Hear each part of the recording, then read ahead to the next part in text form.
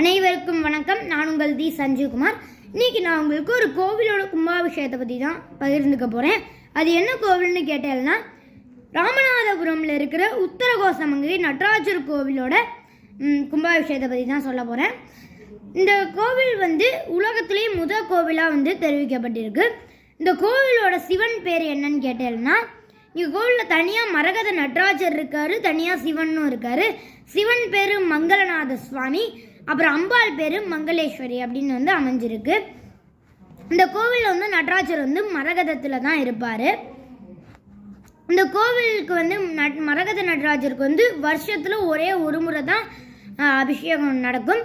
அது என்ன நாள்னு கேட்டேன்னா, ஆருத்ரா தரிசனமுக்கு முன்னாடி நாள் தான் வருஷத்தில் ஒரு முறை அபிஷேகம் நடக்கும். அதுக்கப்புறமா ஃபுல்லாக அந்த வருஷமே அவர் சந்தன காப்பு அலங்காரத்தில் தான் அந்த வருஷம் பூரா அவர் இருப்பார். இப்போ இந்த கும்பாபிஷேகத்துக்காக அந்த ஏப்ரல் 1ஆம் தேதியிலேருந்து ஏப்ரல் 3ஆம் தேதி வரைக்கும் அவள் மரகத நடராஜராக நம்ம டைரெக்டாக அவரை மரகதத்துலேருந்தே அவரை நம்ம பார்க்கலாம். கோவில் கும்பாபிஷேகம் என்னைக்குன்னு கேட்டேன்னா, ஏப்ரல் 4ஆம் தேதி 2025ஆம் ஆண்டு.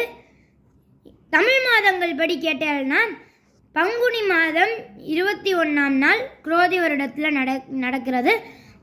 எப்போ கும்பாபிஷேகம் நேரம் என்னன்னு கேட்டேன்னா, 9 மணிலேருந்து 10-20 மணிக்குள்ளே கும்பாபிஷேகம் நடந்து முடிஞ்சிடும். அதுக்குள்ளே நீங்கள் கும்பாபிஷேகத்தை பார்க்கலாம்.